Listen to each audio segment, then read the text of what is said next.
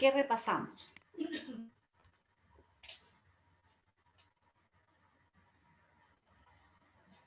¿Alguno se acuerda?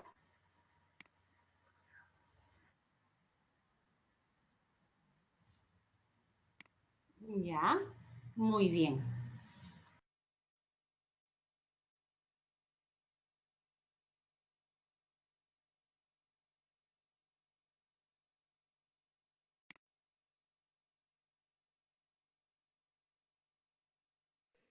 Profesora, no le... Profesora, su audio está... Entonces, la clase pasada revisamos términos como multi, varios, en un espacio pluricultural, ¿no? Y mis audífonos verdes, por favor, mamá. Y lo que es interculturalidad, que es la interrelación entre las culturas en un nivel de horizontalidad. Esto nos permitió, e incluso revisamos un estudio de caso, y con ustedes fuimos trabajando primero en la identificación de los errores y luego en la propuesta de mejora de aquí en adelante y que sirve como experiencia para todos nosotros. Entonces hoy día vamos a ingresar a los temas de interculturalidad que hemos preparado para el día de hoy, ¿ok?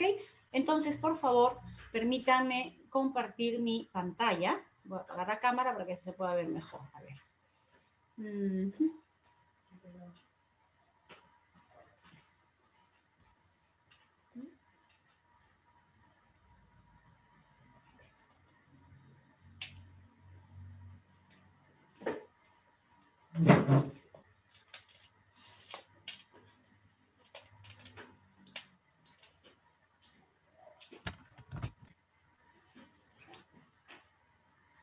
Muy bien. Entonces, nuestro tema, el tema que hoy nos convoca, es sobre la interculturalidad. ¿Cuál es el objetivo de trabajar este tema? En todo caso, ¿qué pretendemos obtener? ¿No? Que al final podamos explicar qué es cultura, qué le compone, ¿no? Cómo se expresa de manera explícita.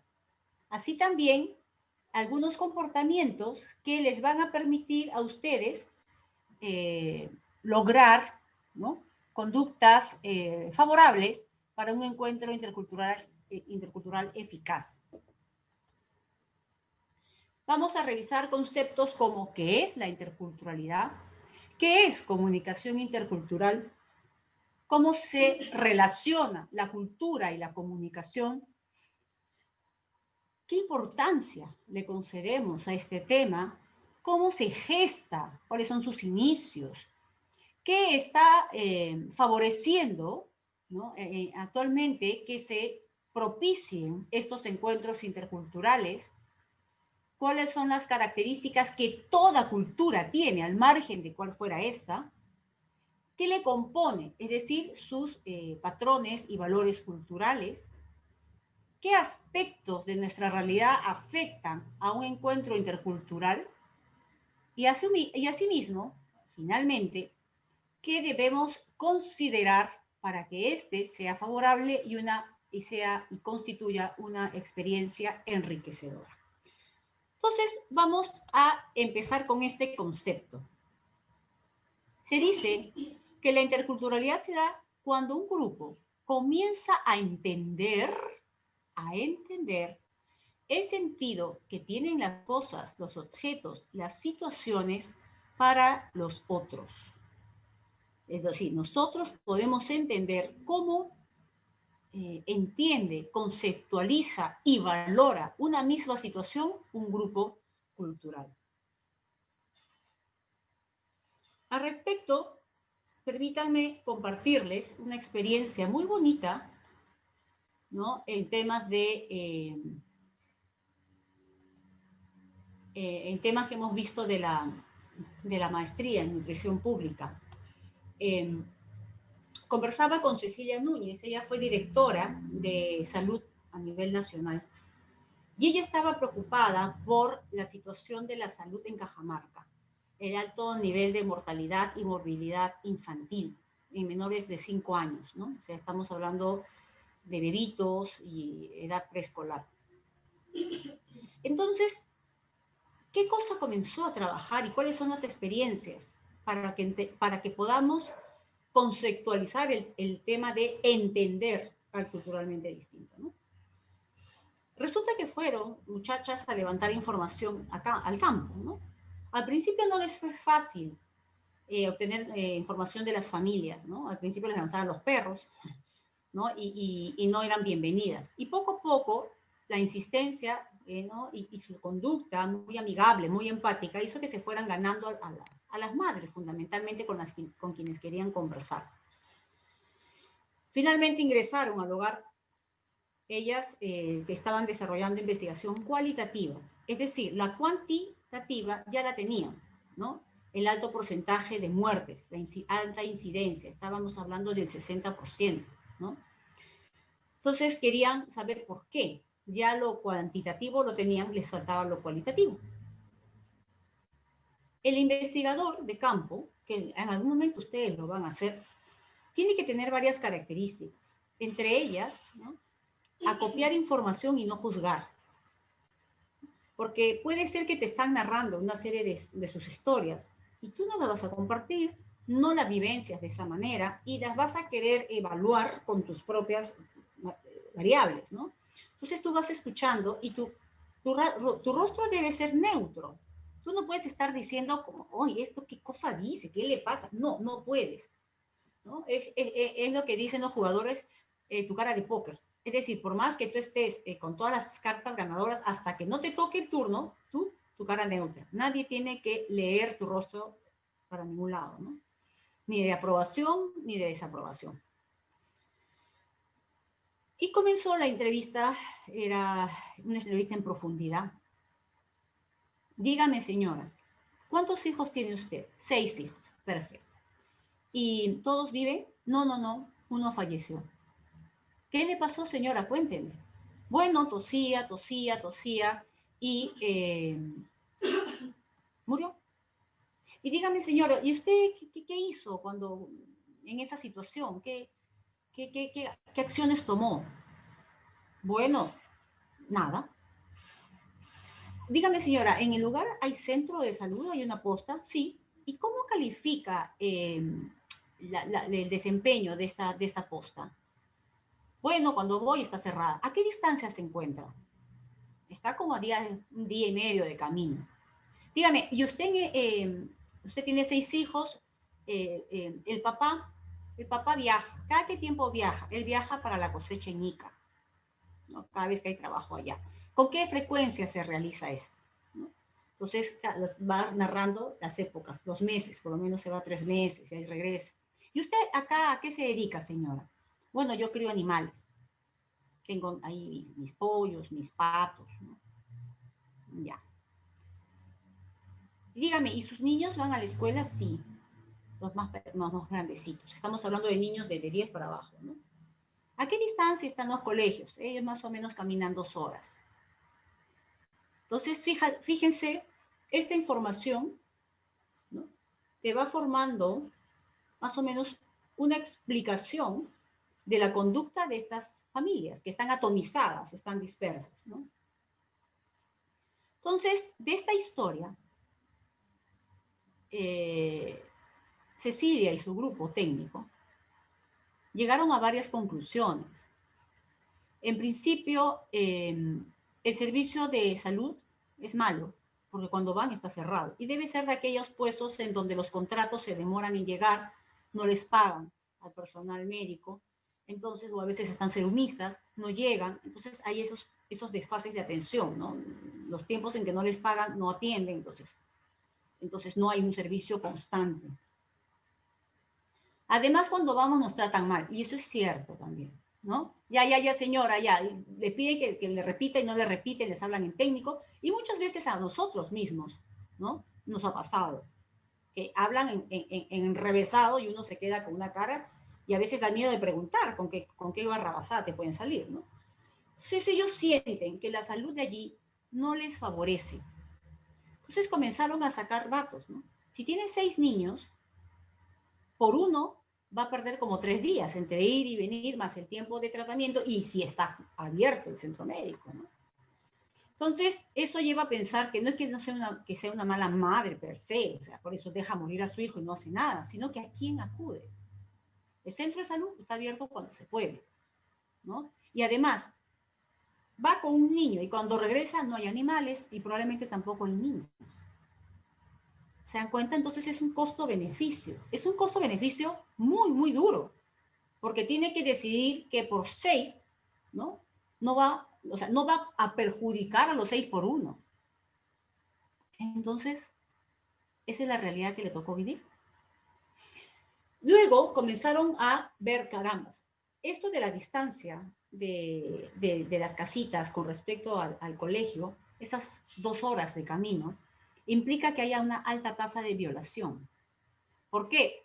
Porque son parajes solitarios y las niñas caminan solas. Y cuando las violan y le quieren hacer justicia en la comisaría, por 5 o 10 soles sueltan al sujeto. No hay justicia, entonces no hay presencia del Estado. Y muchas veces terminan teniendo hijos que nunca los pidieron. Entonces, ¿qué cariño puede gestarse en esa madre con su hijo? Lo va a querer, lo va a estimar, lo tuvo con la pareja que ella quiere, lo planificó, nada de eso. Entonces, ellos idearon una estrategia acorde, ad hoc, a esa realidad. Es decir, no había ese amor filial que sí conocemos en Lima y que vemos en diversos comerciales, ¿no? Ellos imitan lo que hace tu bebé, ¿no? Entonces, que es un bebé, el bebé hace puchero, sonríe, llora, ¿no? Entonces, aparentemente es algo tonto, pero le decían a las mamás, miren a su bebé, ¿no? Las juntaban, miren a su bebé, a ver, ¿qué cosa está haciendo? ¿Usted lo puede hacer también? Entonces, ¿a qué cosa querían lograr? Que mira a la criatura. ¿Por qué? Porque simplemente, ¿no? Cuando dan de lactar, están dando lactar y están mirando al pato, a la gallina, a los otros muchachos. Y el hecho que mire lo que hace el bebé, el propósito era despertar ternura hacia ese nuevo ser. Que lo mire, que vea lo que hace, que haga el puchero, la sonrisa, despertar esa ternura dormida por las circunstancias en que tuvo que concebir a esa nueva criatura. Iba creciendo y crearon la estrategia del juguete rotatorio, ¿no? Ambulante. Entonces iban primero con una cosa pequeñita y le decían, señor, hemos traído esto para que juegue con su bebé, ¿no? Entonces, uy, pero no hay espacio. Señora, disculpe, ¿podríamos mover un poquito las papas que tenemos acá? Porque todo está junto en la misma habitación. E iban creando el espacio. Es más, ¿cómo se llama su hijo, señora? Jonathan. Muy bien, Jonathan. Este es el espacio de Jonathan. Querían crear conciencia, que Jonathan no es igual que el saco de papas, ni tampoco es igual que un pato. Es un ser. E iban trayendo juguetes un poquito más grandes, iban creando más espacio, más conciencia sobre que Jonathan es distinto a todas las cosas. Jonathan es un nuevo ser. Entonces, esa historia que es real, les comento, porque las estrategias que ustedes vayan a adoptar tienen que ser de acuerdo a la realidad cultural a las cuales ustedes lleguen, ¿no? Es como el técnico desconocía por completa la realidad de los álamos, de esta comunidad, quiso imponer su desconocimiento, su ignorancia, su etnocentrismo, lo llevó a actuar de una manera vertical y de imposición.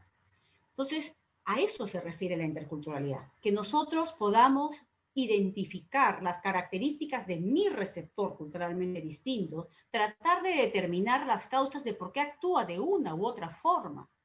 Y eso muchas veces se va a ver teñida por una serie de variables. ¿Hay presencia o no hay presencia del Estado? ¿Cómo se generan sus alimentos? ¿Qué presencia hay de justicia? ¿Hay justicia o no hay justicia? ¿Cuál es su vínculo con la tecnología? O sea, ¿con qué recursos cuentan para solucionar sus problemas? ¿Cómo se establecen las relaciones familiares, las relaciones de parentesco? Entonces hay muchas cosas que van a condicionar las conductas de las personas. Y eso también está amarrado en la lengua, porque uno expresa lo que requiere para sobrevivir. Por eso que las lenguas son tan distintas. ¿Cierto? Entonces, a eso me refiero con el concepto de entender. No es solamente tolerar, no es solamente, ok, ya está bien, tú eres distinto, sino el entender implica un esfuerzo adicional por parte de nosotros para ubicarnos en los zapatos del otro, viendo su mirada con todas estas variables que me van a permitir entender esa situación. Ahora, ¿para qué me interesa? Para poder intervenir. Si no se supiera esa realidad, no se hubiese intervenido de esa manera, ¿no? Son cuestiones mucho más caras, porque es trabajo de familia en familia, ¿no? Son poblaciones que están aisladas, pero se contaba con un fondo para eso. De igual forma, ustedes, cuando intervengan, tienen que intervenir viendo quién es su receptor, cuál es su contexto, cuál es su realidad, cuál es su posibilidad de acción, cuál es el conocimiento sobre el tema y qué le falta conocer para que cambie su conducta, ¿no es cierto? Entonces, de eso se trata la interculturalidad, mirar al otro diferente, entenderlo desde sus propias variables, y esto nos va a servir para cuando tengamos que intervenir con nuestros proyectos, podamos hacerlos acorde a cómo ellos piensan, ellos sienten, para que luego se apropien de esa tecnología que nosotros estamos enviando. ¿Ok? Nuevamente voy a compartir mi pantalla para continuar con el tema.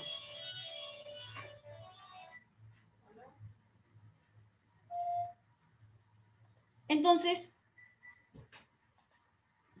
de acuerdo a François Cavalier, la interculturalidad, ¿no?, es una interacción que se caracteriza por la horizontalidad. ¿Y cómo se manifiesta la horizontalidad? En que yo miro al otro con respeto y el otro me trata con respeto. Por eso se habla de un respeto mutuo. O sea, consideramos a todos por igual, ni mejor ni peor a mí. A su vez, es una interacción que permite la convivencia, una interacción armónica, ¿no es cierto? Y teniendo como base ciertos principios, ¿no? La ciudadanía, es decir, tú eres un ciudadano y como ciudadano tienes acceso a derechos, a tu nacionalidad, a tu religión, ¿no?, a tu pensamiento, a tu cultura, y que está en nuestra Constitución.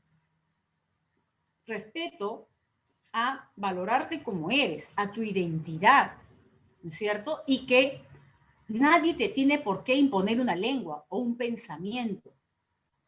A eso se refiere la interculturalidad.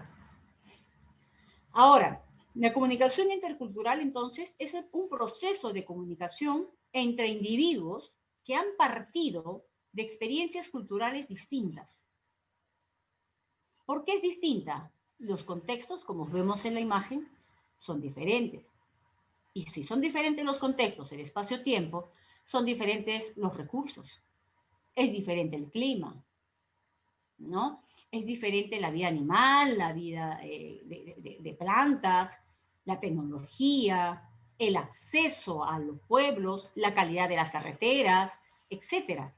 Entonces, todas esas condicionantes, todas esas variables hacen que cada uno tenga una percepción de la realidad, una percepción de la vida, y va a trasladar esas vivencias a los objetos o situaciones, como vimos en el caso de la historia pasada. No es lo mismo un vino que puedes comprar en la esquina que un producto elaborado tradicionalmente, como el cañazo. No es lo mismo.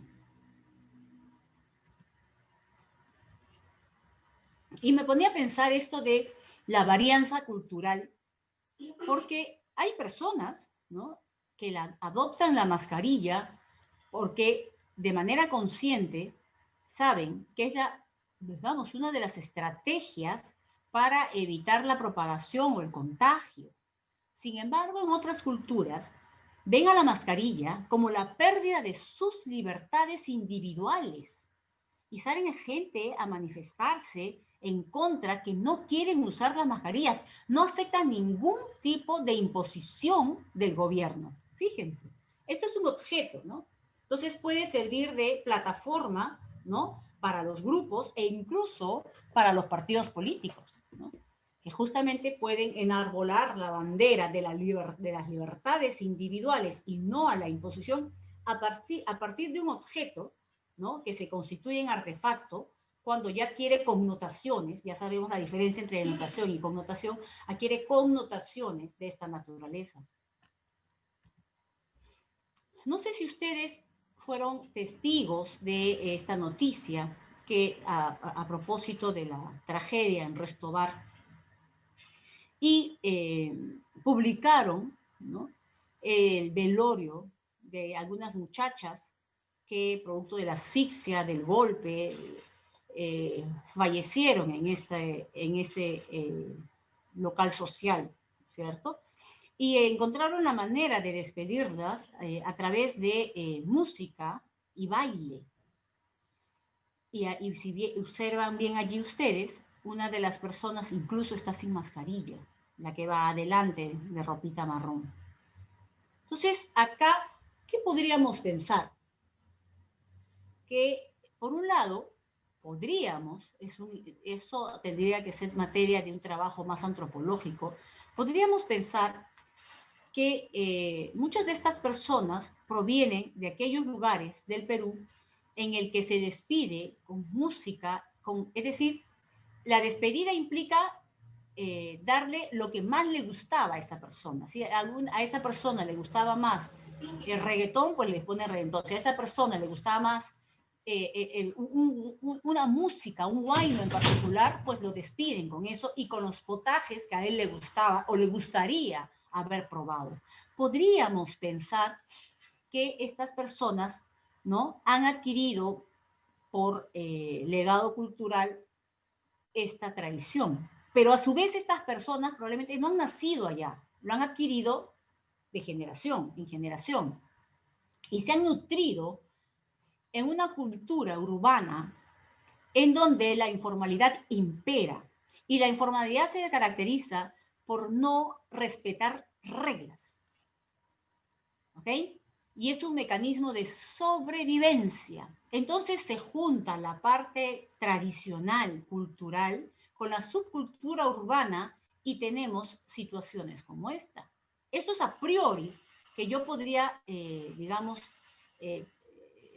intentar traducir esta actividad y este acto al cual todos nosotros, en el cual fuimos testigos a través de la tecnología, de los medios de difusión masiva, ¿no? Entonces, para poder intentar entender las conductas, los comportamientos, tenemos que ingresar a la cultura implícita.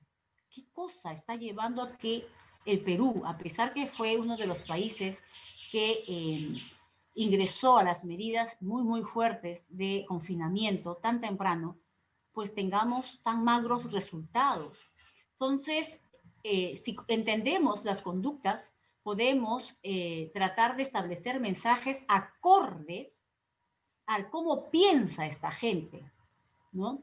El día, a ver, déjenme ver, hoy estamos viernes, el día miércoles escuchaba a la representante de las enfermeras a nivel nacional y decía que la estrategia en el Perú es biomédica, es decir, se empodera mucho al médico, al doctor, y al tratamiento con medicina. Cuando ella decía, nosotros las enfermeras somos los que estamos muy, muy cerca al paciente, nosotros damos los inyectables, nosotros atendemos y no nos consideran. ¿Cuál es la propuesta que nosotros hemos llevado al gobierno? En principio, cuando esto sucedió, que fuera el tratamiento en las postas, ¿no? Y que, ¿por qué las postas? Porque las postas tienen un conocimiento más cercano de sus vecinos. Hay como una historia, ¿no?, clínica de ellos, para algunos de ellos que ya se hayan atendido antes. Asimismo, acudir a los líderes comunales, lo que se mencionaba la clase pasada, los líderes representativos de cada localidad, para que ellos en sus propios términos, en sus propios códigos de comunicación, hagan llegar el mensaje. Tenemos partes del Perú en la selva que las poblaciones tienen la creencia de que cuando algo se menciona, por ejemplo, una enfermedad, la atraen. Por lo tanto, está prohibido mencionar esa palabra para no atraerla. Entonces, ¿cómo vas a ir con una estrategia de lucha contra el COVID con estas metáforas, ¿no? De lucha contra el, hay que combatir el COVID, cuando estás en una población que se repliega frente a la enfermedad y no quiere escucharla. Entonces, esa estrategia no va a funcionar, ¿no? Entonces, no puede ser una estrategia para todo el país igual, porque el Perú es, como hemos hablado, multicultural, plurilingüe. Por lo tanto, ¿qué cosa es COVID para esa gente? ¿Cómo lo interpretan? Y eso de afuera tú no lo vas a entender. Tienes que tener aliados comunales y ellos tienen que llevar el mensaje en los códigos culturales de las poblaciones, ¿no? Ahora, ¿cómo se vincula la comunicación y la cultura? En principio, no hay cultura sin comunicación y no hay comunicación sin una cultura. ¿Cómo así? Para que la cultura exista, se mantenga o se transmita, requiere a la comunicación. ¿Por qué?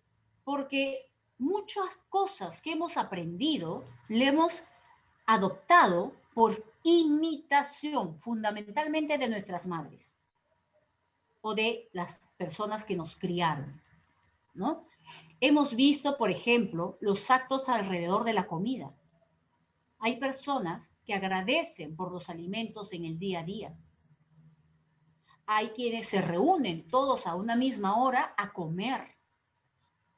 Hay quienes lo hacen con cuchara y hay otros que lo hacen con tenedor y cuchillo. Entonces, esos son los famosos rituales que se van ejerciendo alrededor tan solo de la alimentación.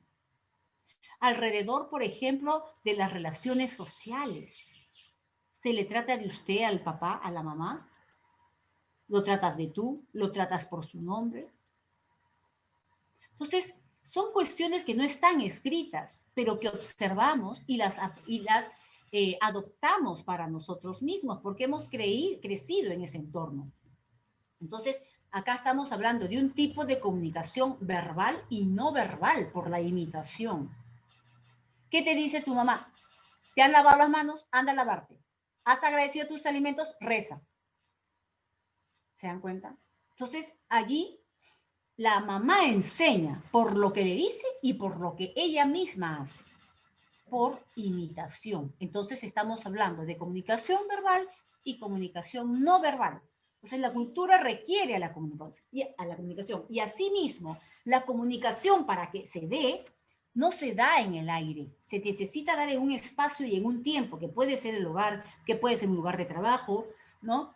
Ese espacio-tiempo es el contexto que requiere la comunicación para que ésta exista.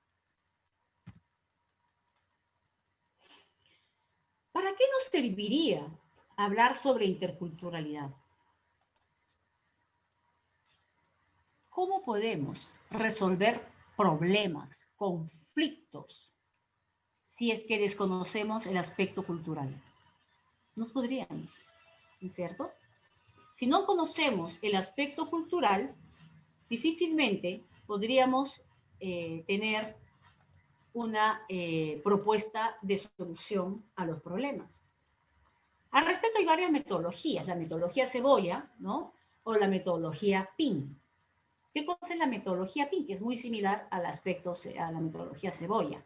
PIN quiere decir que hay tres cuestiones. PIN, P de postura, ¿ok? Entonces, para un problema, sea cual fuere, tengo que determinar, ok, ¿qué piensa la gente? ¿Cuál es su postura? ¿Está a favor o está en contra de la situación? Por un lado. PIN, P, la primera P. Una vez que yo ya identifico los grupos, los diferentes actores, qué posición tienen, han adoptado a favor o en contra, voy bajando en el nivel, voy bajando en las capas de la cebolla. Me toca la I. La I es de intereses. Ok. Tengo que ver qué intereses le mueve a la comunidad, qué intereses le mueve al líder, qué intereses tienen las autoridades, para que no me vean la cara de tonto o de tonta. Tengo que ir investigando, o sea, ¿qué le mueve? ¿Por qué han adoptado esa postura a favor o en contra? Y luego voy bajando la N de necesidades. ¿Y cuáles son realmente las necesidades que tiene esta gente? Necesita más carreteras, necesita más centros de salud, necesita más justicia, necesitan ser oídos. Entonces, fíjense, son como las capas de la cebolla, tenemos que llegar al corazón de la cebolla. Ahí están las verdaderas necesidades. Solo determinando, haciendo este trabajo, recién podemos conocer o comenzar, ¿no?, a establecer las soluciones a un problema. Y en todos estos tres también está la cultura. Entonces, por eso que la interculturalidad es básica para los conflictos, ¿no? Y que conocemos varios en el Perú. ¿Okay? Bien, seguimos compartiendo.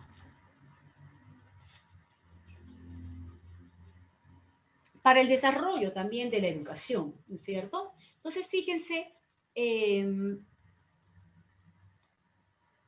recuerdo mucho el trabajo de Patricia Oliar, que trabajaba en el Instituto de Estudios Peruanos, que se encuentra en Jesús María, ¿no?, por el campo de Marte. Ella mencionaba que tuvo una experiencia muy triste cuando visitó una escuelita rural, ¿no? Ella llegó de visita para hacer una investigación sobre la educación rural y la profesora la recibió, feliz, y todos los niños felices porque alguien visitaba de Lima. ¿Okay? Entonces, a ver, espera un ratitito, alguien está llegando. Ya está. Entonces, la profesora, ¿no?, tuvo como gran idea invitar a los mejores alumnitos para que le dieran la bienvenida a Patricia, que venía de Lima. Entonces, los niñitos, muy formalitos, paraditos bien con sus manitos hacia atrás, comenzaron a cantar. Tengo una muñeca vestida de tul. Y continuaba la canción, ¿no? Entonces, ¿eso qué cosa le movió a Patricia Olear? Que los niños lo que estaban haciendo era memorizar la canción, porque no la entendían. Porque en principio, esta canción del zapato, ellos no usan zapatos, ellos usan yanques y sin medias, porque los yanques y medias se empapan con la nieve, ¿no? O sea, no hay zapatos, no está dentro de su marco de experiencia el zapato, ni muñeca, ni tul. Y también evidenció la falta de las vocales cerradas, o, decían tingu, muñeca. Entonces eso es lo que ocurre actualmente con la educación, cuando no se tiene en cuenta el marco de referencia, el marco de experiencia del niño. Le resultan enseñando cosas que probablemente jamás visualizará en su entorno y por lo tanto no le puede otorgar un sentido.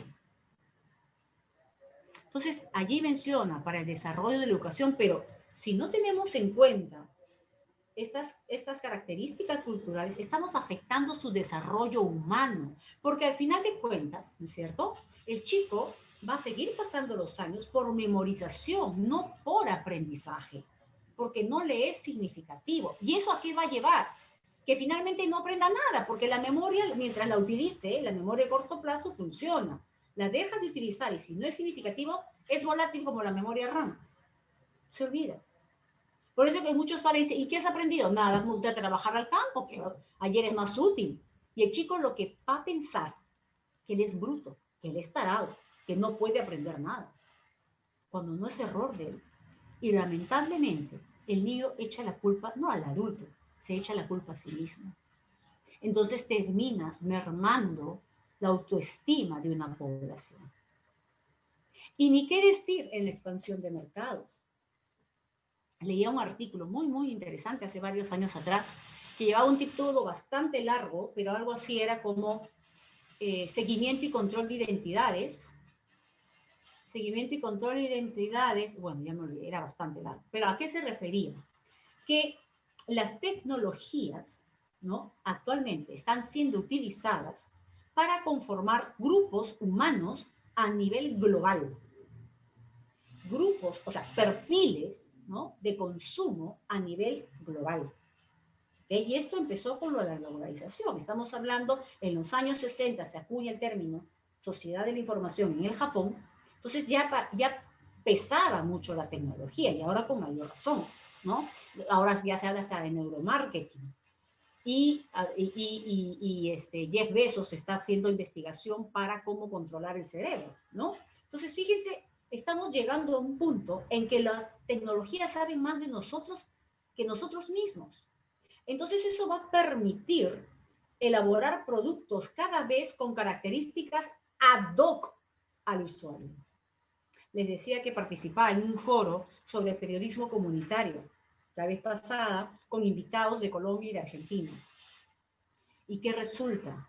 Que ahora ya no hay, o sea, ya no se está apostando por periodismo masivo, sino por periodismo comunitario. Es decir, el diario es subvencionado, ya no por la publicidad, porque cada vez se invierte menos en publicidad, sino por los asociados, los accionistas, que son los mismos vecinos. Entonces el vecino va a ser mucho más exigente porque le está aportando su plata. Entonces va a tratar sobre noticias que a ese grupo le interesa porque es el que mantiene el diario. ¿Se dan cuenta?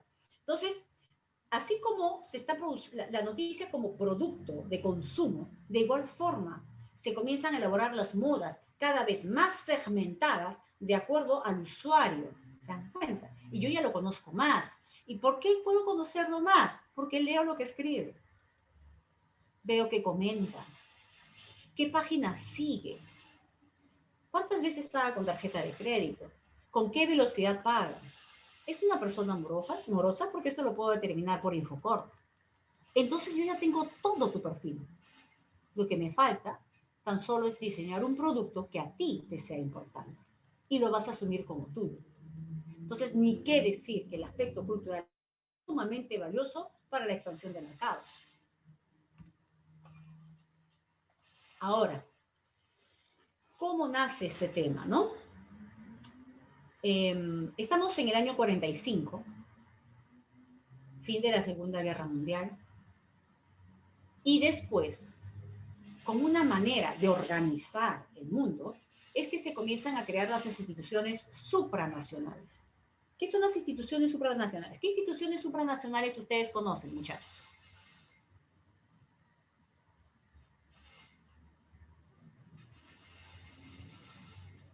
¿Conocen alguna?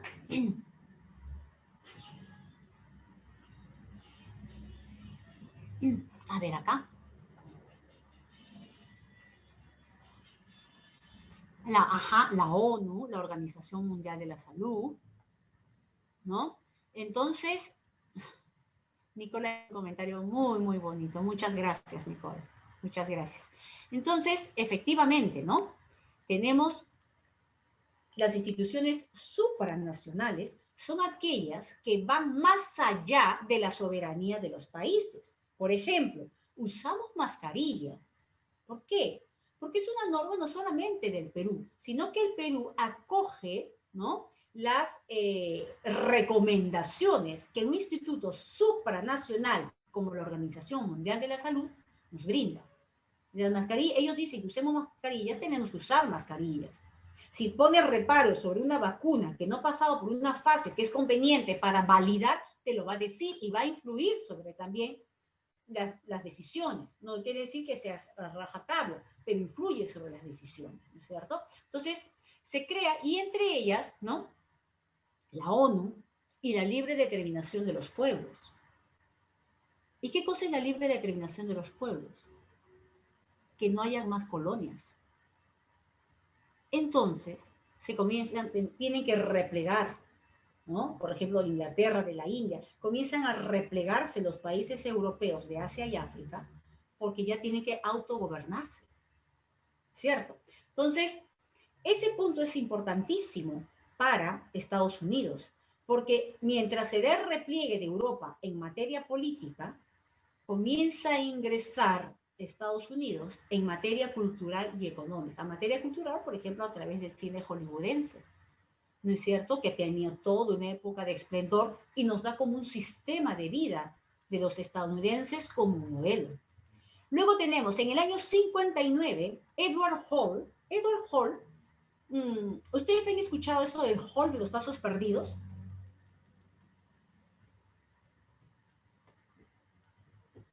¿Alguna vez han escuchado? No, profesora. ¿No? A ver, cuando entrevistan a los congresistas, ellos como que salen del interior y hay como un pasadizo, ¿no? Donde los entrevistan a casi todos, los congresistas. Ese espacio, ese pasadillo, ¿no? Ese pasadizo es el hall, le llaman también hall, ¿no? Entonces, Edward Hall es el creador de la proxémica, que es el estudio del espacio, ¿no? Y él, en su libro, El lenguaje silencioso, ¿no? Habla sobre el aspecto cultural, intercultural en los manejos comunicacionales. Entonces, es con Edward Hall que nace esta palabra de interculturalidad. Existe, ¿no? Fíjense, en el año 59 emerge este término. Por lo tanto, recién en el año 59 se considera algo importante, si no, no se hubiese creado el concepto. ¿Se dan cuenta? Se crea el concepto cuando la sociedad cree que es importante. Bueno, en los años 60 hay como un doble empuje, ¿no? En Estados Unidos, aspectos internos y aspectos externos. ¿Cuáles son? Se vamos a mover un poquito. ¿Cuáles son los aspectos externos? La gran migración del sudeste asiático, Laos, Camboya, Vietnam, a Estados Unidos. Y en los aspectos internos, la reivindicación de los negros. ¿Okay?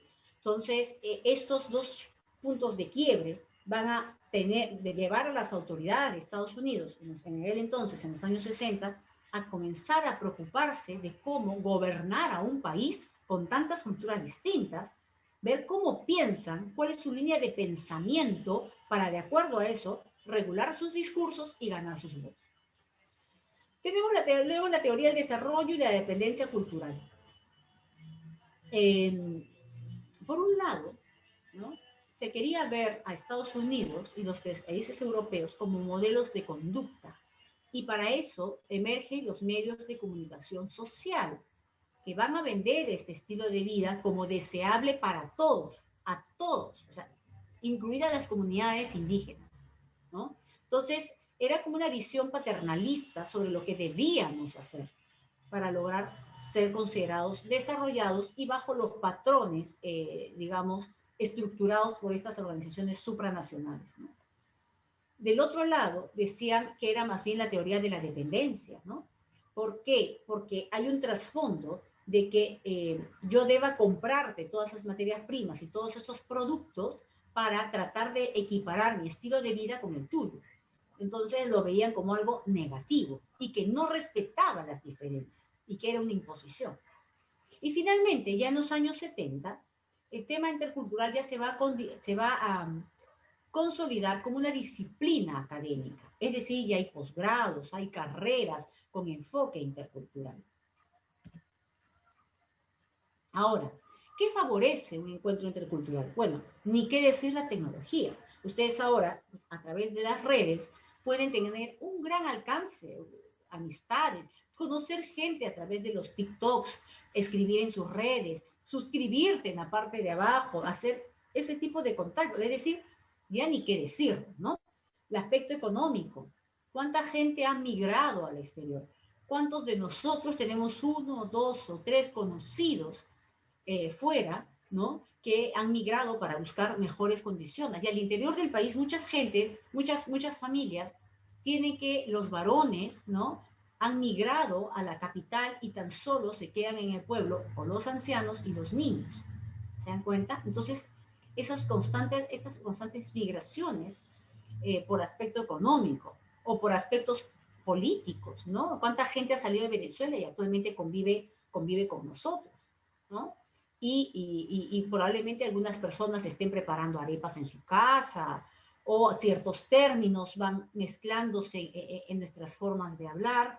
Entonces, son cuestiones que van a favorecer, inclusive con el social, la realización de ciertas actividades, fiestas que se van recreando en el espacio a donde van llegando la gente de otros lados y que se van casando y van enraizando sus costumbres al lugar al cual arriban finalmente, ¿no? Ahora, todas las culturas todas las culturas, así como todas las lenguas, ¿se acuerdan? Tienen características, las propiedades de las lenguas, ¿no? ¿Se acuerdan de Charles Hooker, que decía la evanescencia, el canal vocal auditivo? Así como todas las lenguas tienen propiedades en común, todas las culturas tienen características similares. ¿Qué características son? Compuestas por categorías. Todas las culturas categorizan. ¿Qué cosa categorizan? A las personas. Lo que es bueno y lo que es malo. Lo que es permitido y lo que es prohibido. Entonces, hay muchos de nosotros que pensamos, no debemos salir sin mascarillas.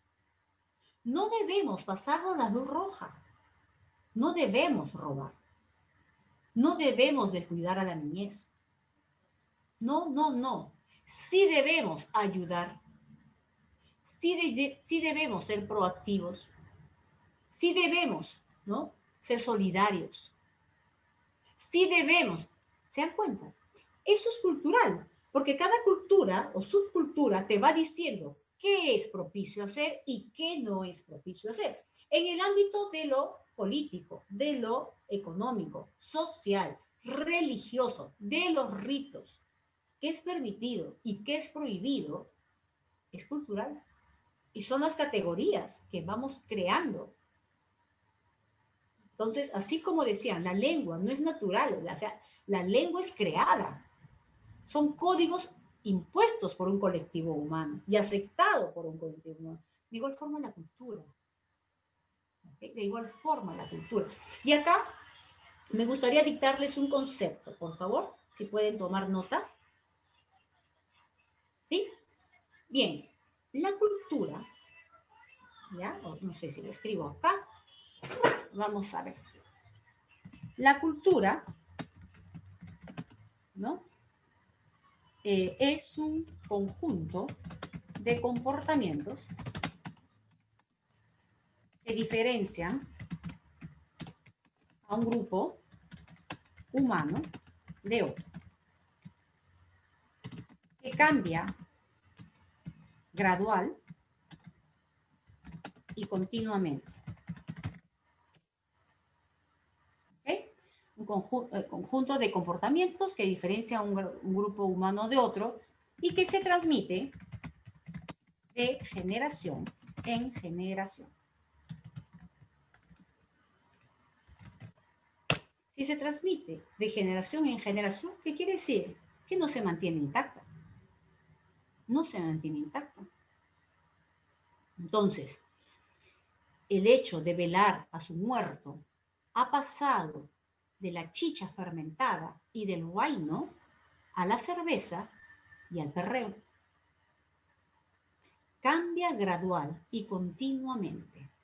Diferencia a un grupo humano de otro y se transmite de generación en generación. Son comportamientos, son conductas. No nacemos con la cultura, la aprendemos. ¿Okay?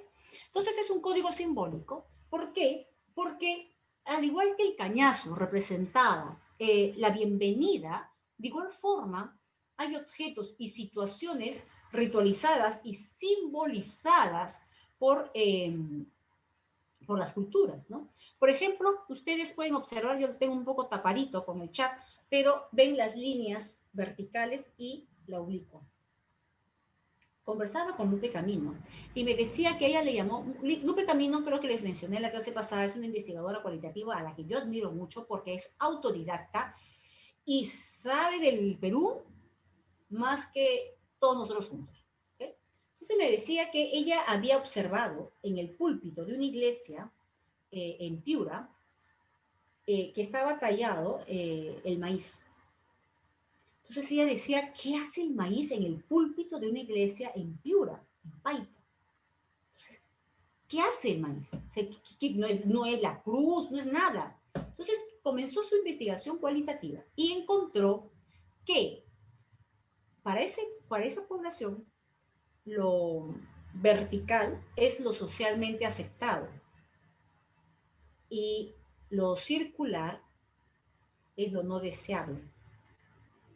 Entonces, si lo vertical es deseado, entonces, fíjense cómo están los surcos. Como es apreciado y valorado, por lo tanto es digno de estar en el púlpito de una capilla. De igual forma, a las embarazadas se les prohíbe los alimentos que crecen en enredaderas, porque creen que se puede enrollar el cordón umbilical en el bebé que está en gestación.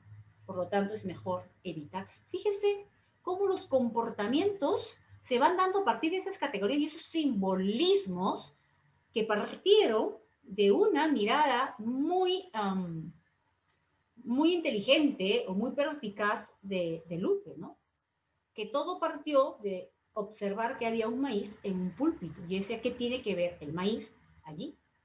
Entonces se fueron relacionando a partir de las conversaciones. Entonces lo vertical es lo valorado y lo circular no. Tal es así que hay un libro que se llama El baile de las malditas, que se refiere a las mujeres que bailan la paya, que es la imagen que ustedes ven allí, que están con trajes y con mangas muy grandes de color rosadito. Ese es el baile de las payas, que justamente se efectúa bailando de manera concéntrica. Entonces dice que ese baile lleva a la perdición a los hombres, que generalmente es ejecutado por mujeres muy, muy guapas y que atraen a los hombres y los hacen perderse de sus hogares. Fíjense toda esa simbología, símbolos, ¿no? A partir de objetos, de bailes, de situaciones. También hemos dicho que la cultura es aprendida. La aprendemos de nuestros padres, de los seres que nos cuidan, que son nuestros tutores, y vamos aprendiendo por asociación y por imitación. Se da implícita y explícitamente. Lo explícito es lo que podemos observar. ¿Cómo actúa? ¿Qué valor? ¿Qué dice? Sus comportamientos, ¿no? Son los que podemos observar.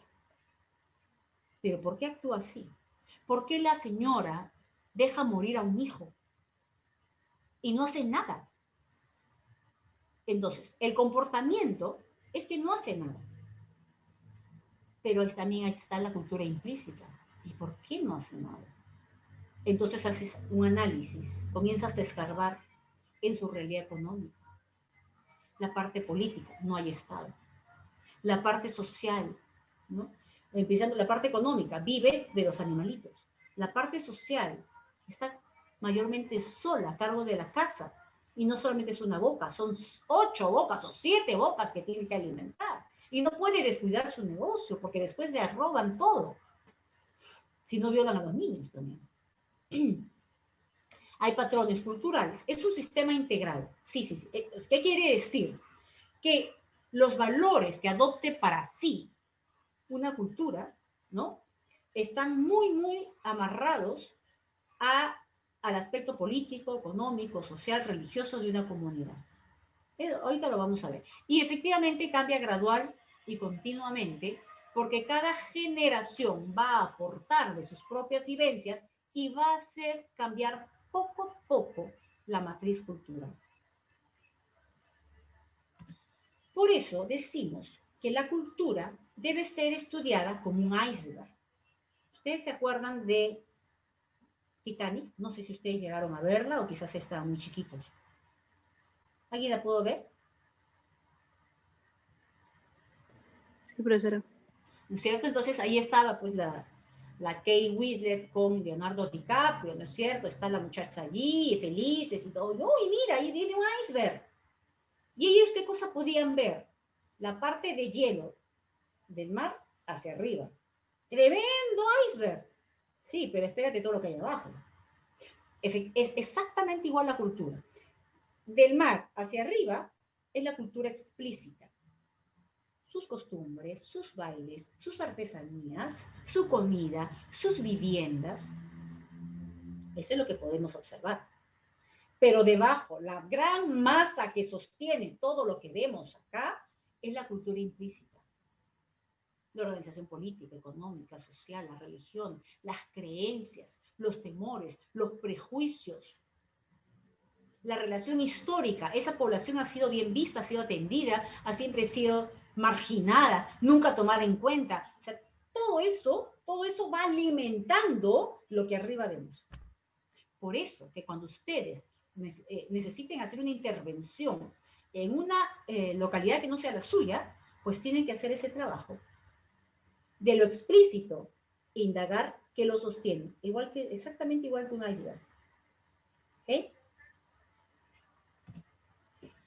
Ahora, entonces, ok, ¿qué compone una cultura? Pues sus patrones culturales. ¿Y cuáles son esos patrones culturales? Ahí están. Formas distintas de pensar, formas diferentes de percibir sensorialmente el mundo, formas disímiles de expresar la vivencia del mundo, de la vida, de expresarse, de comunicarse y de autovalorarse. Allí somos muy distintos entre las culturas.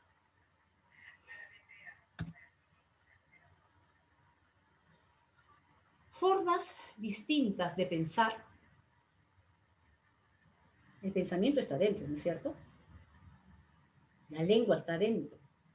Sale de nosotros a partir del habla. Y nosotros entendemos el tiempo, analizamos, estudiamos el tiempo, por lo menos en presente, en pasado y en futuro. ¿No es cierto? Claro, hay más menos, perfecto, imperfecto, pero son tres: presente, pasado y futuro. Así lo analizamos. Hay culturas que le dan más énfasis al futuro, que hacen perspectiva. Hay otras que son más tradicionales y se apegan al pasado, y otras que viven el día a día y que son muy cortoplacistas. ¿Okay? Entonces, la forma como entendemos también se expresa en nuestra forma de hablar. Y el tiempo es una variable muy cultural. Porque como ustedes pueden leer allí, entre los ashánicas, esa clasificación de presente, pasado y futuro no es utilizada. Sus categorías son algo que se ha hecho y algo que no se ha hecho. Acción no empezada y acción empezada. Nada más. No se complican la vida. Sí lo podría hacer, sí lo voy a hacer, hubiese podido hacer. No, no, no, señor. Son mucho más prácticos. ¿Lo hiciste o no lo hiciste? Punto. Nada más. Entonces, de por sí ahí hay diferencias en la lengua, en las formas de hablar y en las conductas. Porque eso que esas personas que están acostumbradas a justificarse, sí lo hago, no me interesa. Acción empezada o acción no empezada. Punto. No vienes con rollos, no vienes con rodeos. ¿Se dan cuenta? ¿Qué más tenemos? No, me tapa acá, pero creo que es la percepción sensorial del mundo. Y esta percepción del mundo, ¿no?, se da a través de cómo percibimos lo que nos rodea, ¿no? Entonces allí encontré una imagen muy, muy bonita, de acá la he extraído, el HTTP, ¿no es cierto?, en donde el hecho que vivas en la selva ya condiciona tus sentidos, ¿no? Por ejemplo, estarás mucho más atento o atenta a los diversos tipos de verde. ¿Por qué? Porque un verde te va a servir para comer. Otro verde te va a servir como limpieza. Otro tipo de verde, o sea, de plantas, ¿no es cierto?, te servirá para extraer el zumo y convertirlo en veneno como protección de los atacantes foráneos. ¿Cierto? Otro verde será para sanación. Entonces, en un espacio, tú ingresas allí, yo ingreso allí y para mí todo es verde, ¿no? Entonces, ya está. Pero para el que vive allí ya diferenció. Y un poblador de la selva te puede determinar hasta 60 tipos de verde. Acá llegaríamos con las justas a 15. Yo he hecho esta práctica varias veces, identificar colores de verde, y con las justas llegamos a 15, y eso haciendo unas combinaciones medias extrañas en el verde, ¿no? De igual forma nos condiciona, ¿no? Igual alguien que vive en el hielo, por ejemplo, determinará varios tipos de blanco, algunos que están mucho más sólidos, otros a medio solidificar, mientras que nosotros nos podemos caer inmediatamente en un hueco porque no lo distinguimos, ¿cierto? Entonces, va desarrollando nuestros sentidos en función a lo que necesitamos por sobrevivencia. Ahora, por ejemplo, estamos mucho más atentos a cuando alguien estornuda, a quien no usa la mascarilla, a quien no guarda la distancia social. Antes nos importaba, ¿no? Y este COVID nos va a marcar mucho, Porque eso del apapacho, que tan cercano, ¿no? Tan familiar a nosotros, de nuestras conductas, probablemente se extinga, ¿no? El saludo tan cariñoso de los muchachos, de los amigos, pues quedará en el codo por protección y cambiará nuestras costumbres, ¿no? Entonces, el entorno hace que tú percibas la realidad de una manera ad hoc a ese entorno. En otros no, no les interesa, no lo perciben, no lo necesitan. ¿Qué más tenemos? O sea, ¿cómo se puede tangibilizar una costumbre, una creencia?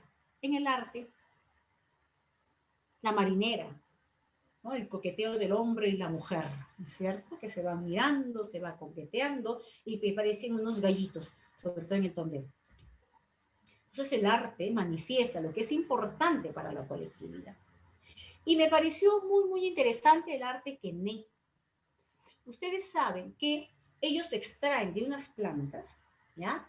Las gotitas, el zumo, ¿ya? Y lo ponen en los ojos de las mujeres, acá hay mucha relación de género distinta, en los ojos y en el ombligo. ¿Y saben para qué lo hacen? Para que luego, ¿no? Se pueda representar sus pensamientos allí. Ahora, ¿qué cosa dicen esos pensamientos? De verdad que no he investigado. Pero ellos traducen en imágenes lo que va aflorándose a partir de, o sea, es como que te permite ver lo que piensa la persona y lo grafican de esa manera. Habría que hacer un análisis pictográfico de esa escritura. Pero eso es así, ese arte representa un pensamiento a partir de ese ritual que realiza, ¿no? En los hombres no, en los hombres no, en las mujeres.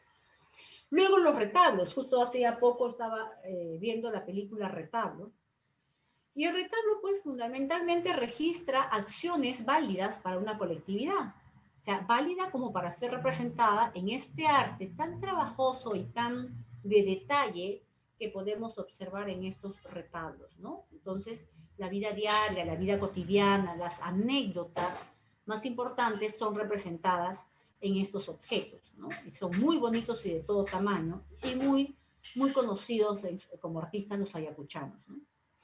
De igual forma, no sé si hay alguien acá de Cajamarca o de familia de Selendín, los hermosos sombreros, ¿no? Augusto Gil, benefactor de Cajamarca y aledaños, y de Selendín propiamente, que era de allí, fue el primero, estamos hablando más o menos de finales déjenme ver,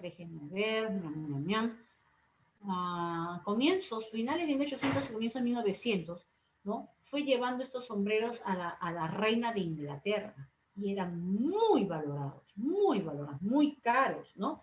Están hechos de paja toquilla y actualmente, si ustedes visitan a Serendín, tan importante es este arte que han creado la Plaza del Sombrero de Paja. Y no solamente son sombreros, todos sus souvenirs son de esta paja toquilla, ¿no? Llaveritos, etcétera. Y es un arte que se traslada de generación en generación, es muy propio de Serendín y sus habitantes lo van enseñando a sus hijos y todavía la globalización no ha hecho que se pierda. Mi madre fue serendina y yo he visto mucho de esos sombreros y tengo esos recuerdos. Déjenme traerles, les voy a mostrar en chiquitito, un ratito.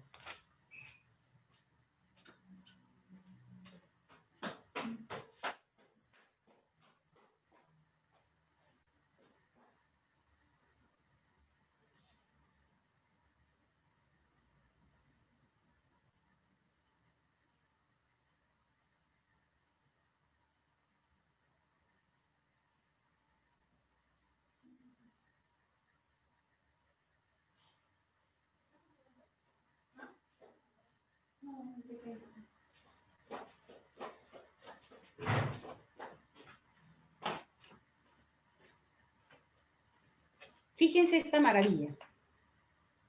Este es un sombrerito de la paja toquilla. Mira. No sé si la pueden ver. Un sombrerito pequeño. Así hay gigantes, grandazos, de ala ancha. Estos son recuerditos. Miren esta canastita. Miren el arte que tiene. Todo tejidito.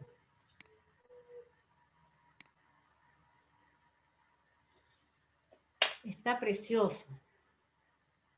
Y no venden tan cómodo, a veces me da pena porque la gente con la justa subsiste vendiendo sus cositas, ¿no? Esto es arte celendino. Bien, ¿qué más tenemos? Los comportamientos y las conductas, los protocolos, ¿no? Los saludos de bienvenida. Por eso que cuando ustedes vayan a un sitio que desconoce sus costumbres, siempre observen qué cosa hace el anfitrión.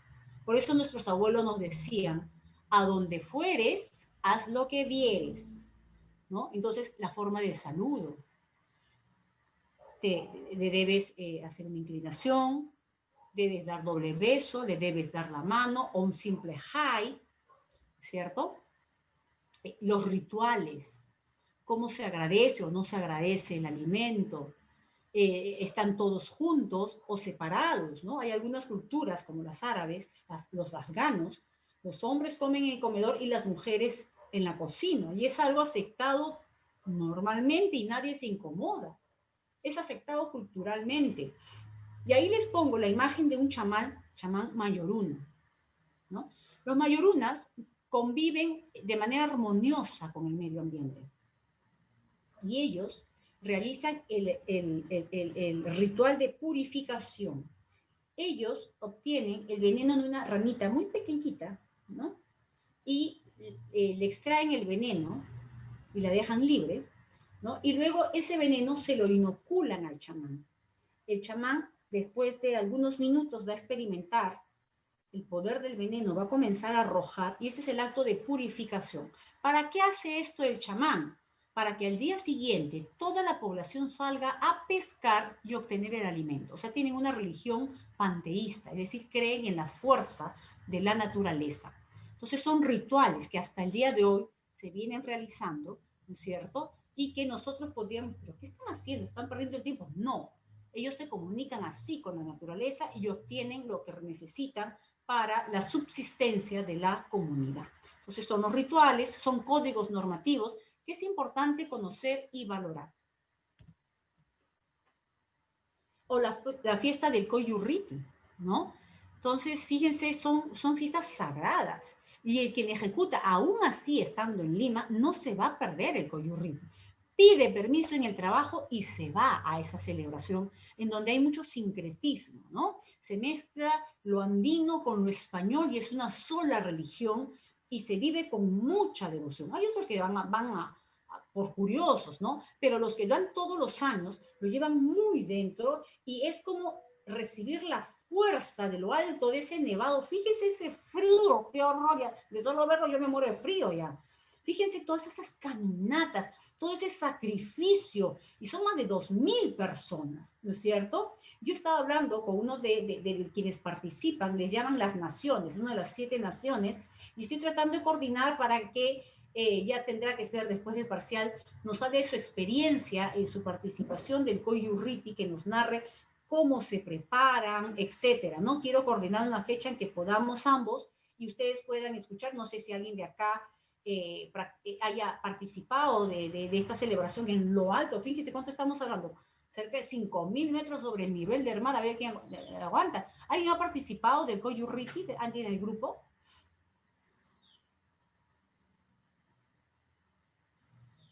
Sí, pero necesitas mucha preparación física, ¿no? Y porque también hay varios accidentes, ¿ah? Se caen y ya no la cuentas, ¿no? Porque esas fracturas, imagínense, ¿no? Entonces, voy a coordinar para después de parciales para que José María nos pueda contar. Ah, ya fui.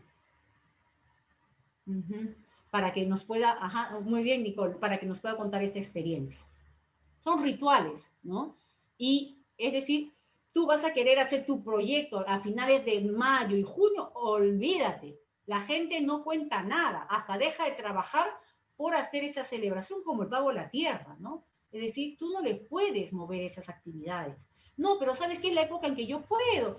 Hay que hacer el proyecto. Discúlpame, nadie te va a hacer caso. Por eso es importante hacer un calendario de actividades, una calendarización de actividades para saber en qué fecha tú puedes ir a trabajar.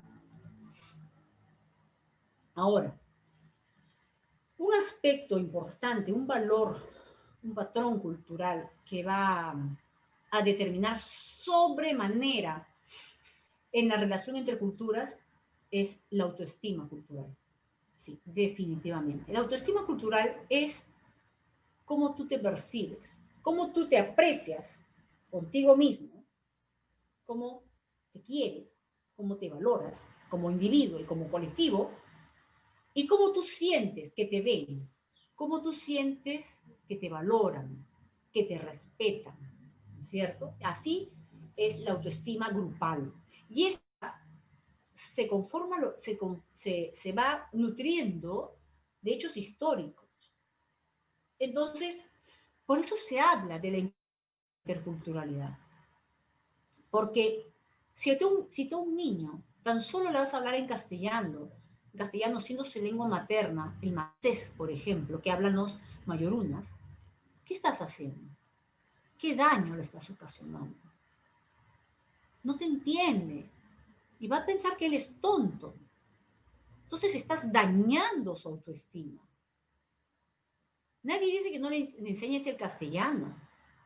Por ejemplo, en Suecia, hablan sueco. Anda a ver tú cómo hablan, parece que se parece al alemán.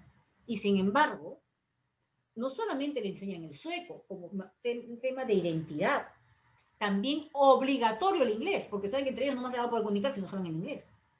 De igual forma, que no se pierda su lengua, porque es el entendimiento del mundo, y enseñar el castellano, que sea bilingüe desde el comienzo, o quizás empiezas con la lengua materna a tratar de darle una grafía, porque muchas son orales, y luego le incorporas el castellano.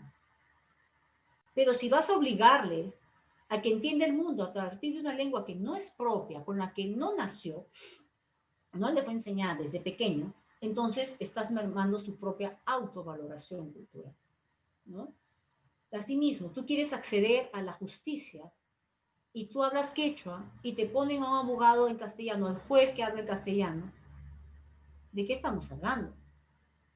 ¿Cierto? Entonces, fíjense, son cambios que poco a poco se tienen que dar para que pretendamos vivir la interculturalidad. Por eso decía, la interculturalidad todavía es una utopía en el Perú. Recién hemos tenido la primera presentación de una investigación para obtener el grado de magíster en quechua, recién en la San Marcos. Fíjense, la primera vez, pero que hay cambios se están dando muy poco a poco, pero debemos caminar a ese proceso para que la autoestima de la población sea sana y no se vea mermada, no se vea lastimada por un Estado que no lo reconoce, o sea, en teoría pluricultural, pero en la práctica no. Entonces, la autoestima, ¿no? Se manifiesta en varios procesos de aculturación. O sea, la aculturación son los procesos que se dan entre las culturas, los procesos que se dan entre las culturas diferentes. Y pueden ir en dos extremos. Uno es la sobreestima y otro es la subestima. ¿Qué ocurre cuando hay sobreestima? El técnico. Yo impongo. Yo tengo la razón. Yo conozco. Yo estoy formado. Tú no. Entonces, la sobreestima cultural, que es el etnocentrismo, o sea, te centras en la etnia, hace que se den comportamientos verticales y de imposición, porque un grupo se cree superior al otro. Lo contrario es la subestima. La subestima es la poca valoración. Por eso es subestima.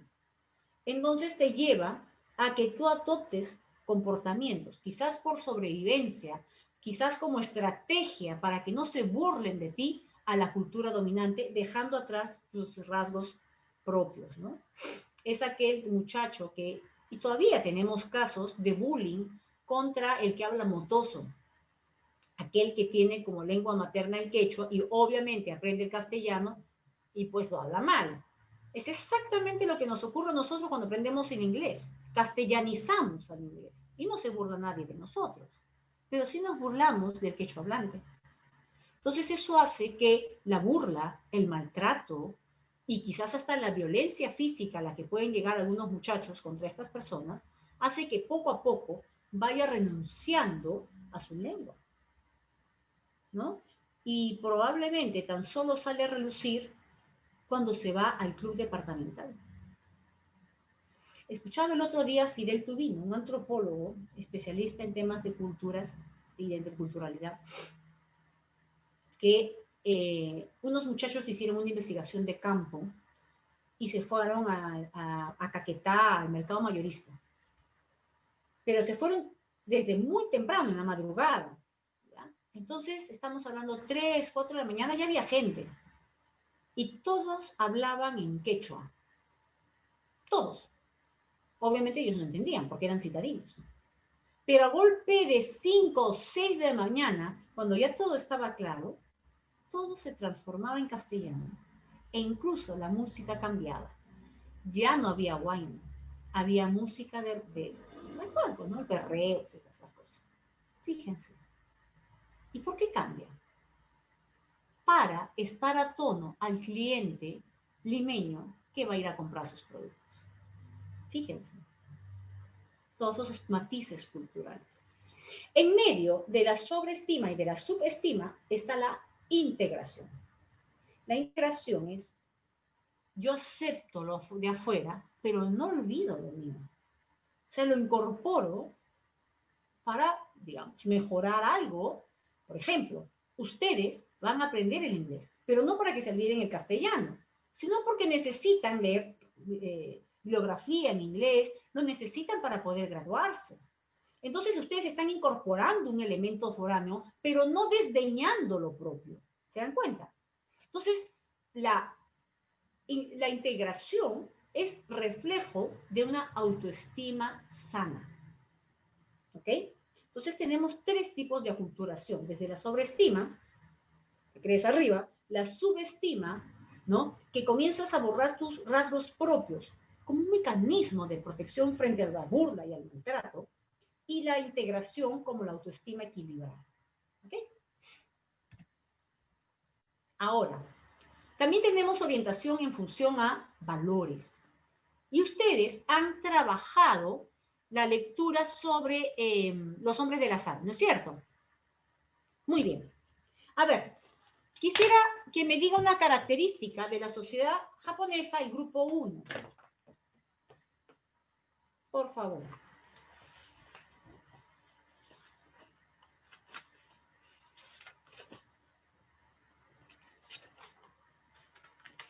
Grupo 1.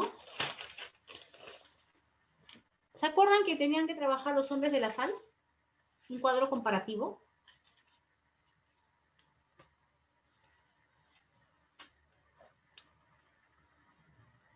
¿No está? ¿Grupo 1? Ah, no, está el grupo 1, pues.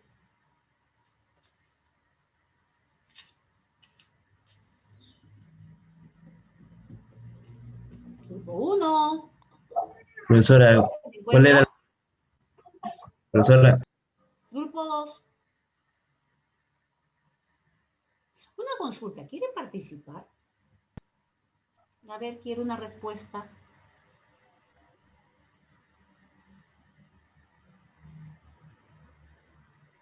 ¿Continúo?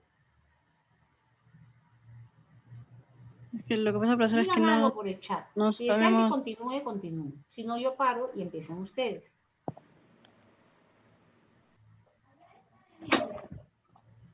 ¿Qué? Pues no dicen nada. Ya parece un medio, parezco un medio, ya, pues, ¿no? ¿Hay alguien ahí? Parece la ouija, ya. Digan pues algo, muchachos. ¿Continúo? Profesora, ¿puede Escucho. repetir la pregunta? Alguien que diga algo, por favor. profesora, No. estamos hablando. Mejor escriban.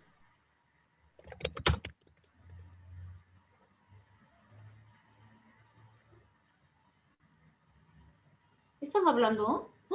¿Y por qué no los escucho? Yo tengo qué raro. A ver, el volumen. A ver. A ver.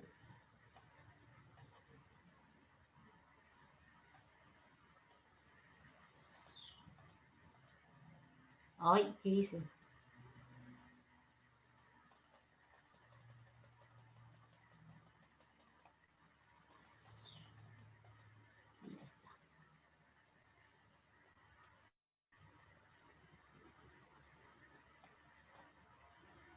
A ver.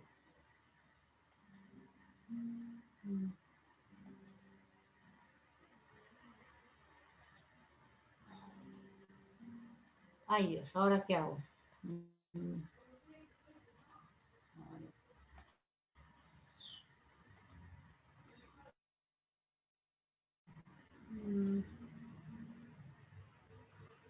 Bueno, ¿qué pasa? No puedo escucharlos. Ah, mm, mm. A ver.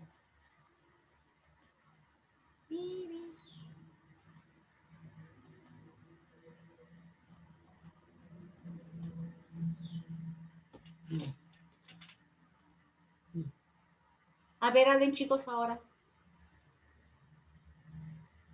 ¿Pueden? A ver, hable alguien, por favor.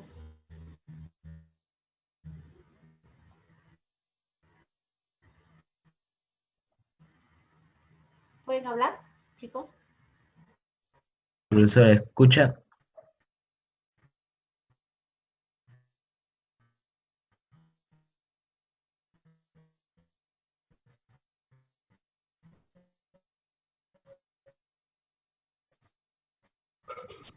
Profesora,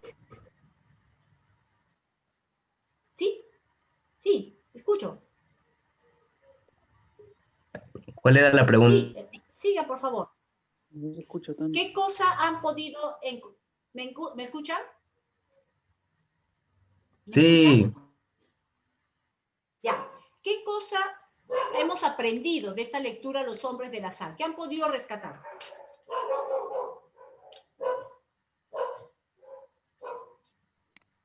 que profesora, todavía no lo hemos leído porque en el Moodle decía que el cuadro era para el domingo.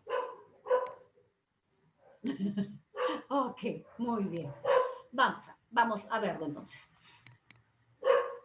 Acá mencionamos los valores se adoptan en función a la relación interpersonal.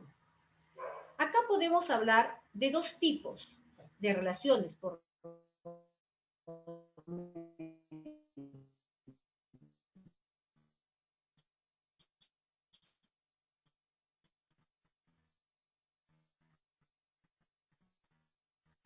Las conductas del estadounidense Profesora, se disculpe, no nutren se le del contexto escucha. actual. Por Está ejemplo, un poco distorsionado. ¿no? Se entrecortó. A ver, voy a cambiar. A ver. Ya me he cambiado de botoncito acá. Ya. Les decía, ¿se escucha mejor? Les decía que si se me escucha mejor, me lo escriben, por favor.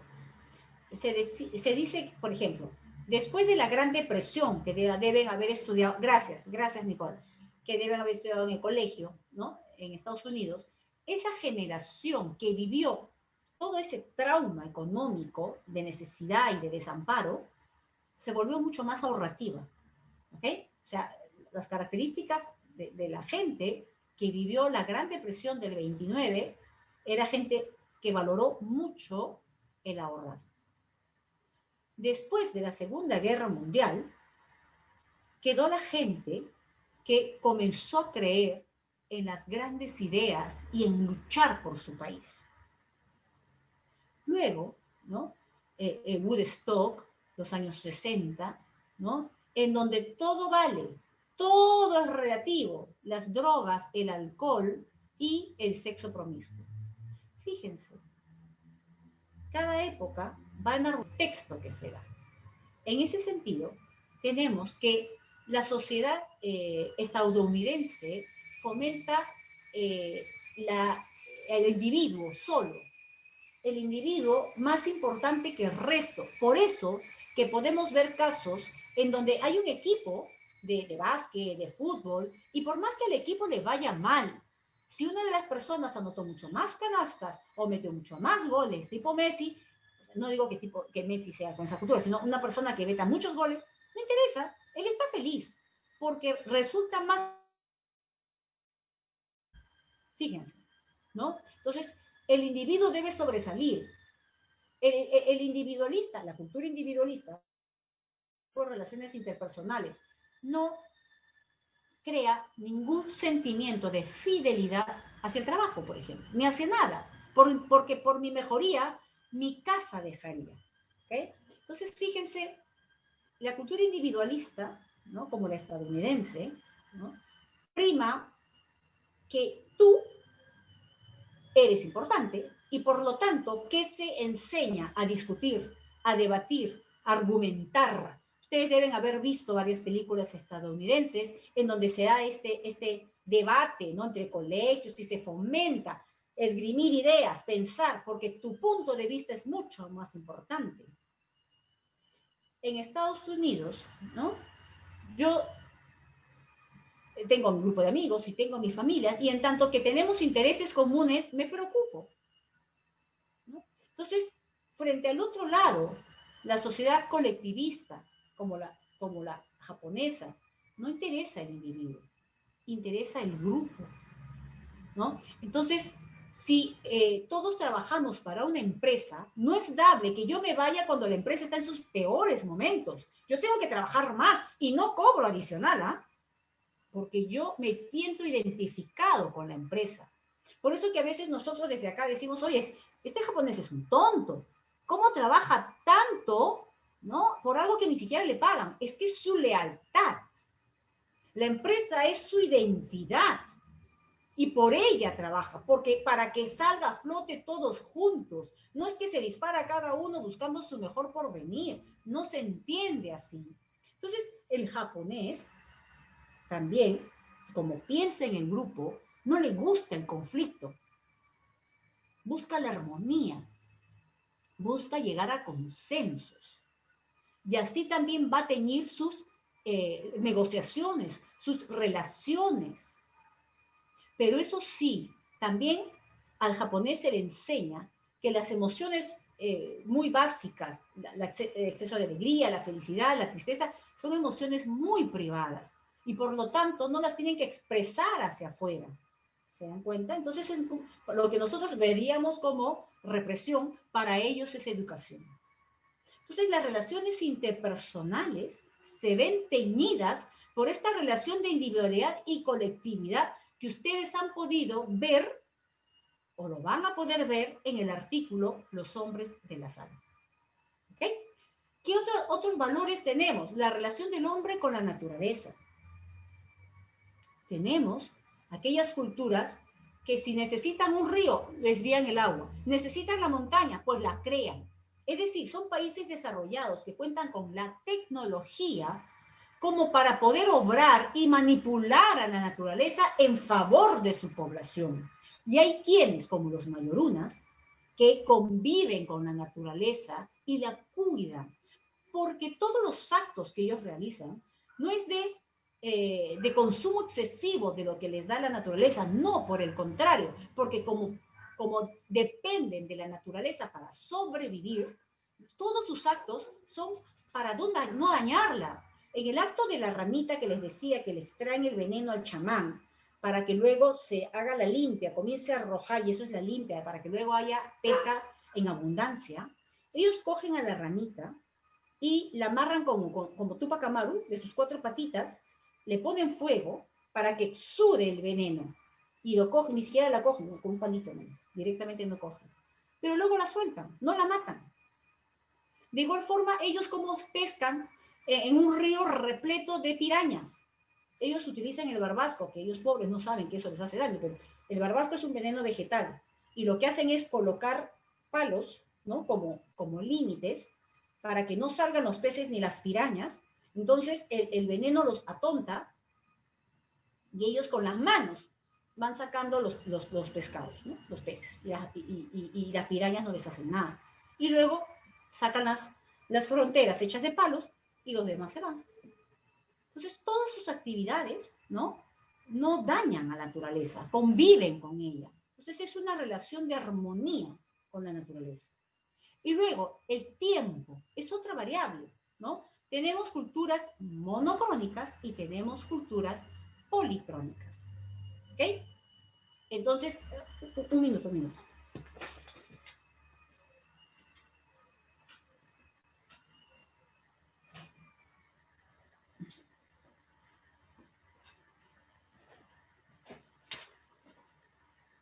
Entonces, por ejemplo, examinémonos cómo somos. Podemos, y yo lo observo en mis hijos, están en la clase, ¿ok? Están ahí atendiendo. Pero a su vez, están respondiendo los chats de sus compañeros, los comentarios, ¿ya? Y si tuvieran alguna otra forma de, por correo también contestan. Es decir, somos policrónicos. Hacemos muchas cosas a la vez, ¿ya? Entonces, el policrónico, que es el no agendable, se caracteriza por de hacer muchas cosas a la vez, se compromete a veces a cosas que no va a poder cumplir, o que va a cumplir, sabe Dios cuándo. Es la frase famosa que, ¿para cuándo lo quiere? Para el miércoles lo tiene, pero ese miércoles yo no sé si es del próximo año, de acá a 10 años, porque no cumplen. O sea, no sabemos decir no. Y no solamente atendemos a una persona, atendemos a varios estímulos. Y eso es característico del policrónico. El monocrónico no. Y yo lo he observado en algunos muchachos en agraria, que cuando nos reunimos para hacer el trabajo, perfecto, sacan su celular y comienzan a ver, ya, este día no puedo, porque ese día de 3 a 6 tengo esto, yo puedo a partir de las 8. A las 8 lo apuntan. ¿Qué están haciendo? Están agendando. Los agendables o monocrónicos hacen una cosa por vez.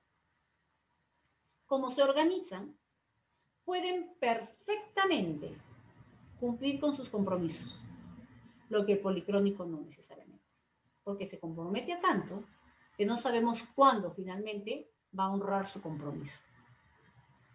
El monocrónico o el agendable valora mucho su tiempo, por eso valora la puntualidad, porque si tú llegas 1 hora tarde, me vas a mover todo lo que tengo abajo.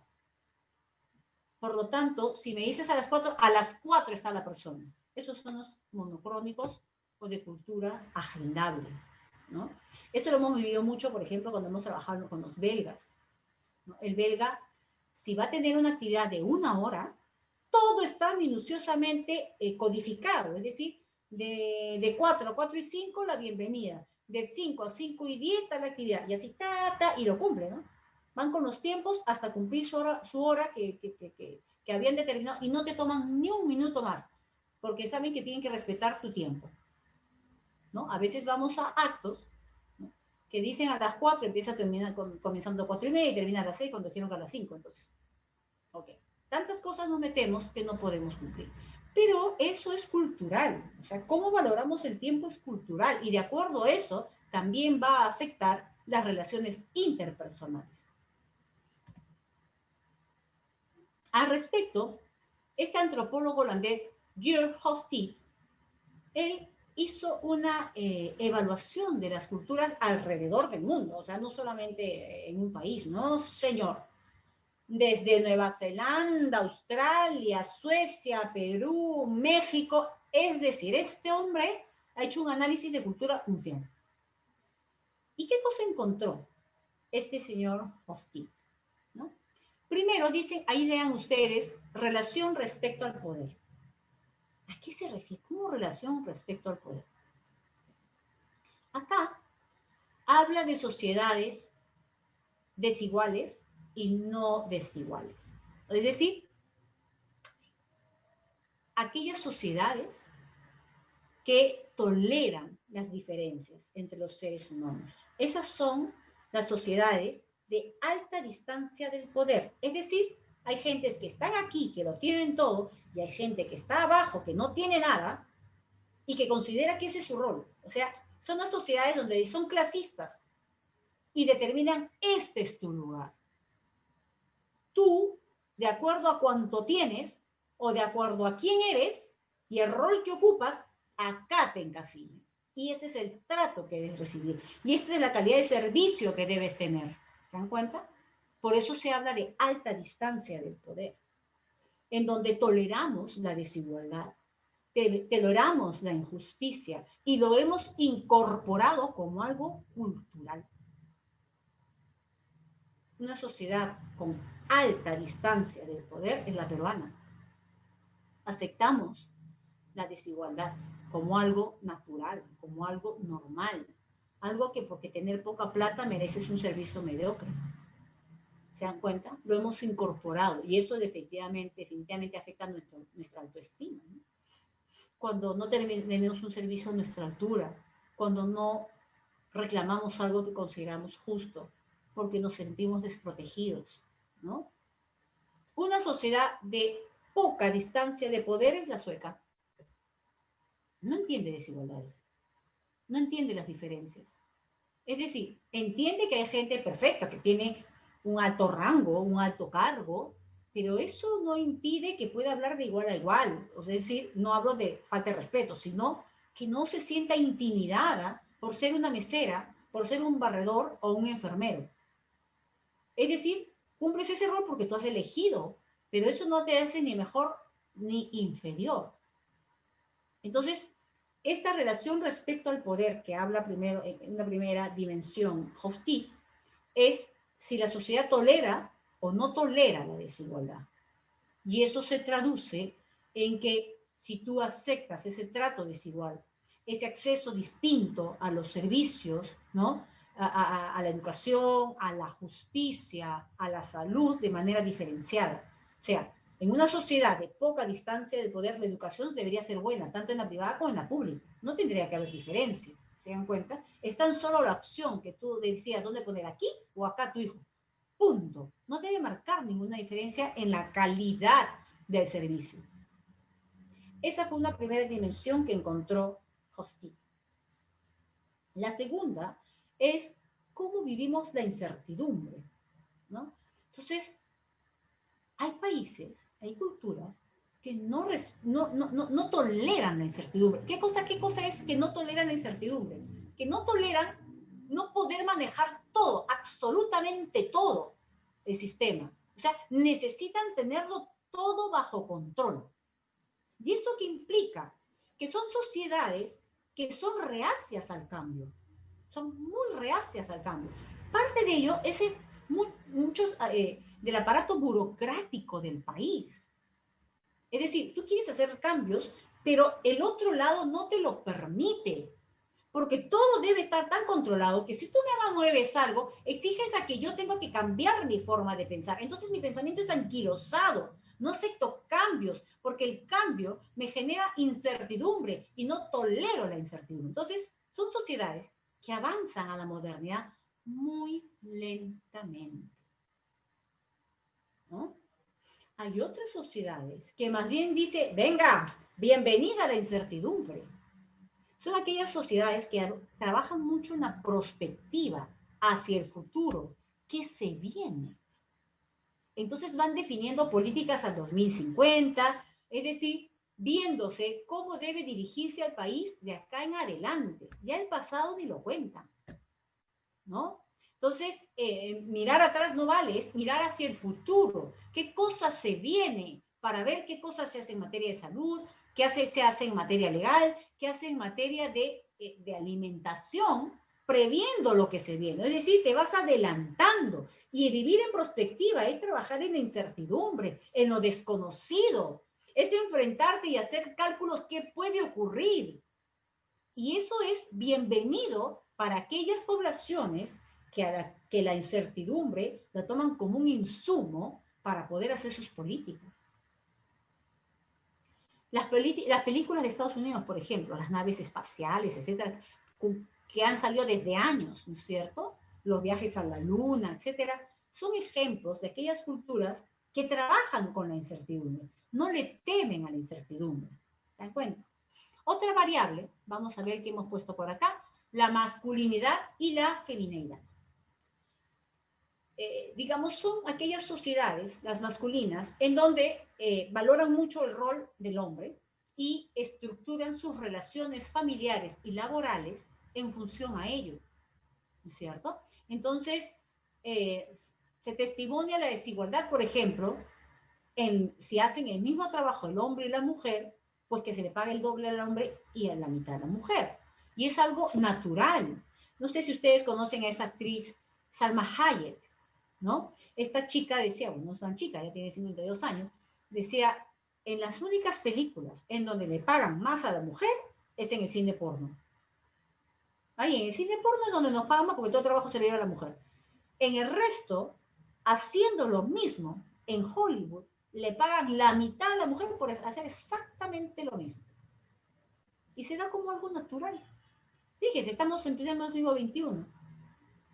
Mientras que las sociedades femeninas, ¿no es cierto?, más bien van con valores de la empatía, el buen trato, lo que representa la maternidad, la protección, el cuidado. Entonces, si hay esta, por ejemplo, la sociedad sueca, si hay esta visión de sociedad femenina, ¿qué cosa va a impulsar el gobierno de turno? La protección al niño, la protección al anciano, e incluso este sentimiento o este sentido de protección se incrusta en la producción. Entonces, si van a hacer un auto, lo primero que van a ver es, ¿cuán seguro es para la familia? ¿Cuán seguro es para el conductor? Italia es un país masculino.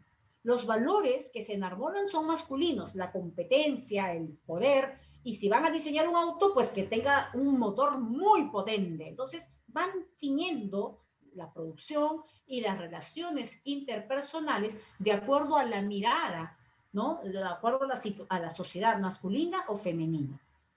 ¿Qué más tenemos? Para ir terminando, individualismo y colectivismo, que es lo que hemos visto, el individualismo en la sociedad japonesa y el individualismo en la sociedad estadounidense. Y luego la orientación a largo o corto plazo.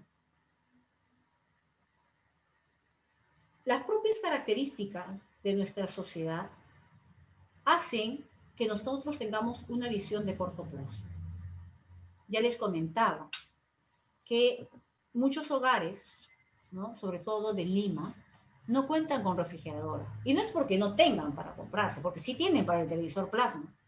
No compran las refrigeradoras porque ellos tienen los ingresos diarios.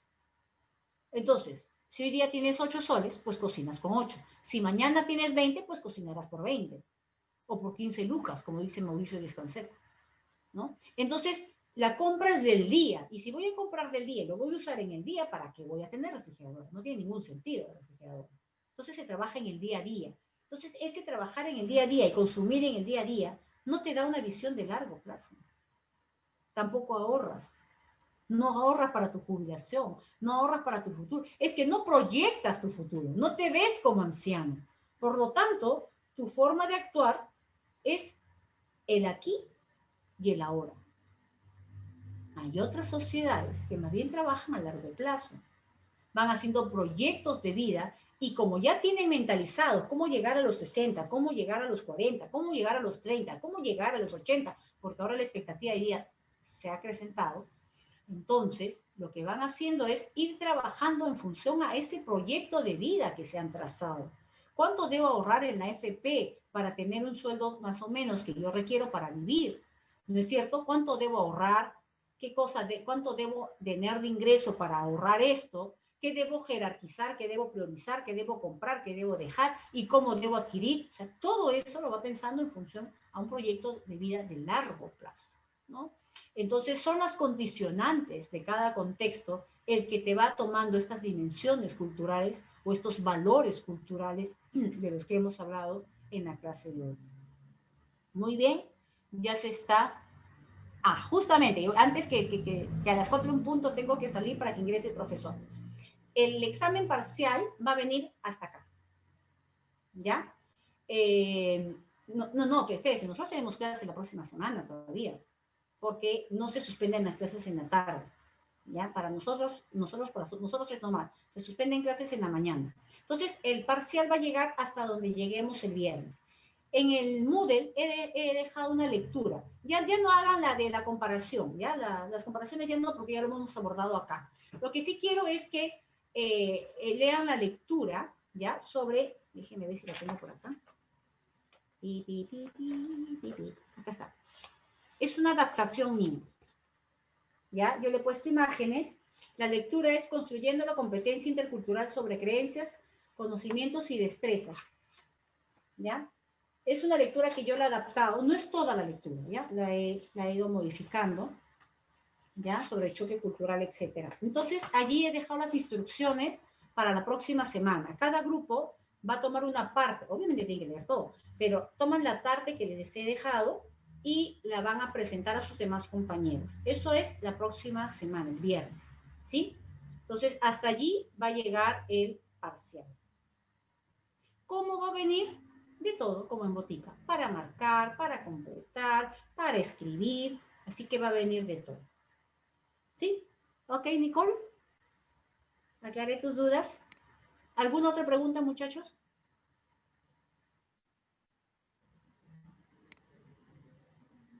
No lo sé. Podría ser. No lo he terminado realmente, les soy sincera. ¿Tienen algún problema con la cámara prendida?